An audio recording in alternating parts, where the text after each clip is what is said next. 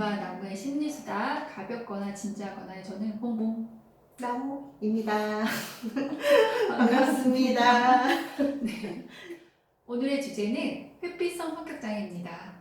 나무, 우리가 지난 22화 때 성격장애가 무엇인가라는 것에 대해서 이야기를 나눴었잖아요. 네, 다시 한번 정리 부탁해도 될까요? 네.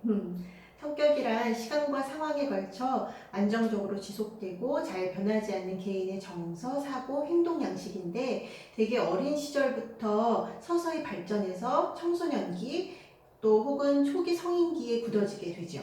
그런데 이런 성격 특징으로 인해서 주요한 개인의 생활 영역에서 부적응이 초래될 때 우리는 성격 장애라고 합니다. 그렇군요.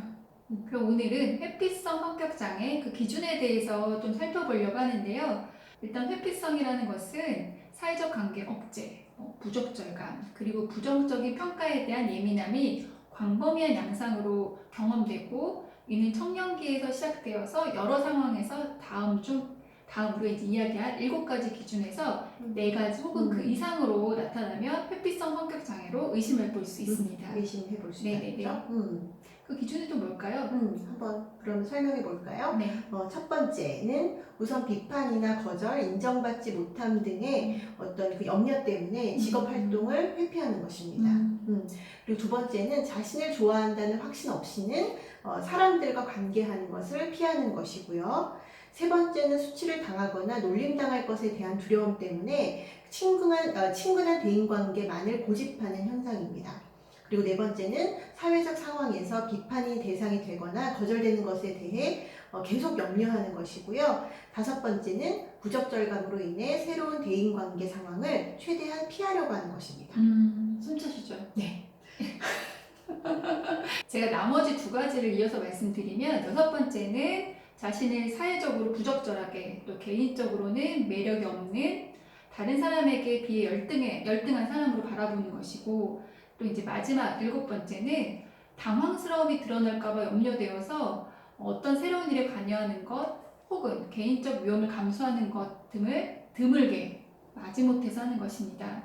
이제 느낌적인 느낌으로는 경계성 성격 장애는 남과 예시를 들어준 것처럼 얼굴 없는 미녀나 요즘 드라마 영혼의 수성공 같은 드라마틱한 여주인공 캐릭터를 우리가 되게 흔하게 볼 수 있는 것 같은데 반면 외적으로 드라마틱하기보다는 오히려 내적으로 드라마틱한 갈등이 극적인 회피성 성격 장애들은 아주 가까운 가족들 말고는 그 사람이 회피성 성격 장애인지 아닌지 본인만 가장 잘 알 것 같아요.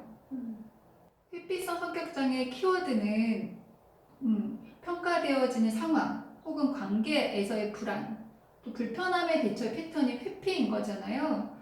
근데 이제 솔직히 성격 장애까지는 아니어도 좀 전에 언급했던 기준들에 대한 설명은 딱히 남 이야기다 싶진 않아요. 여러 이제 불편한 상황을 다 피하는 건 아니지만 저도 그런 상황이 닥쳤을 때는 내가 직면해서 극복해야지 이런 생각들보다는 어쩔 수 없이 없으니까 이제 받아들여야지라는 마음이 더 크고 제 마음속을 들여다봐도 가능한 회피하고 싶다는 생각이 더 큰 것 같아요.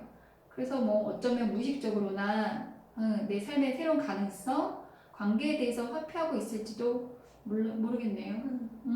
맞다. 근데 우리가 언젠가 이야기했던 것 중에서 사회가 불평등해지면 질수록 자기애성 성격 장애나 혹은 이러한 사회 불안으로 인해서 회피성 성격 장애의 발병률이 더 높아진다는 얘기를 했던 거가 기억이 혹시 나시나요? 맞아요. 나는 것 같은데요. 그 불평등한 사회가 수치심을 야기해서 어떤 사람은 과대한 자기애로 수치심을 감추거나 반대로 어떤 사람은 회피하는 방식으로 자신을 감춘다고 했던 것 같아요.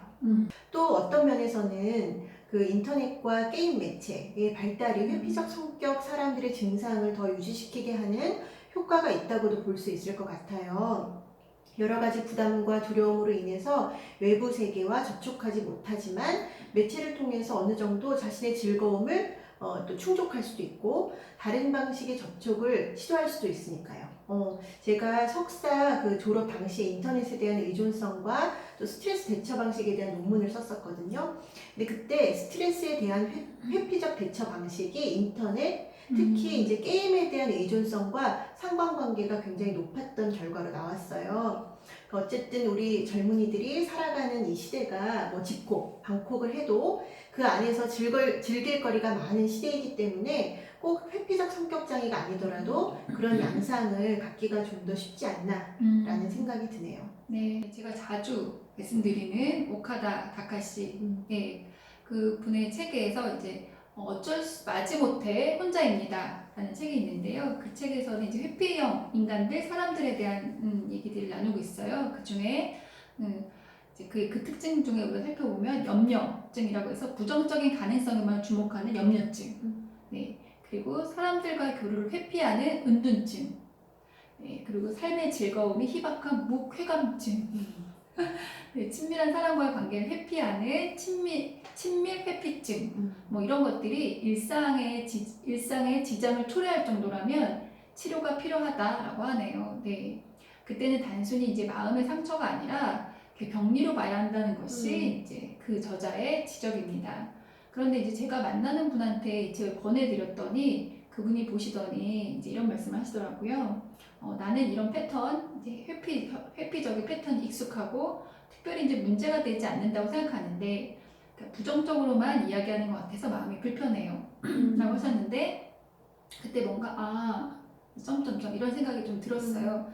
왜냐면 치료가 필요한 단계가 분명히 있지만 그리고 사회적 압력과 불평등으로 인해서 형성된 병리적인 측면도 있겠지만 사실 사회가 달라지지 않는 한 개인들이 거기에 적응해서 사는 방식은 어느 정도 하나의 삶의 방식이 되겠구나 라는 생각이 좀 들었어요. 특히 요즘에 코로나로 인해서 삶의 방식이 이제 비대면으로 바뀌어버린 것도 이런 추세에 분명히 영향을 주지 않았나 그런 생각을 했는데 뭐랄까 힘겹게 예전에 직면하면서 sal았는데 이렇게 온라인으로 비대면으로 살다 보니 생각보다 괜찮네. 나쁘지 않네. 네네 이런 거요. 네. 제가 앞서 이야기했던 맥락과도 연결되는 지점이라고 생각하는데요. 이미 우리는 언제부터인가 온라인 세계를 함께 가지면서 살고 있었는데 코로나로 인해서 이제 온라인 세계가 대안적 방법으로 더 크게 부각되게 된 것이죠.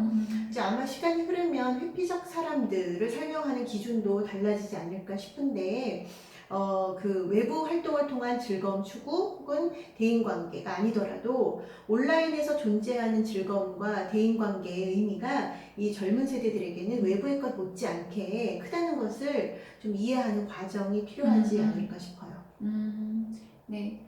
이게 상담자로서도 사실 이제 사람에 대한 정상, 이제 비정상을 구분짓는 것도 좋은 일인지도 모르겠고 또 맞는 건지도 점점 더 모르겠으나 지금의 내 삶의 방식으로 인해서 고통과 불편함이 계속 발생된다면 뭔가 변화가 필요한 것은 분명한 것 같습니다. 그런 면에서 회피형 성격 장애 혹은 회피형 인간이라고 생각되시는 분들의 변화를 위한 꿀팁에 대해서는 다음의 기회에 소개해 드리겠습니다. 네. 그럼 우리들의 인사를 진행하면서 마무리할까요? 나무가 오늘 띄워주세요. 네, 당신의 마음을 자각하세요. 안아주세요. 선택하세요. 안녕.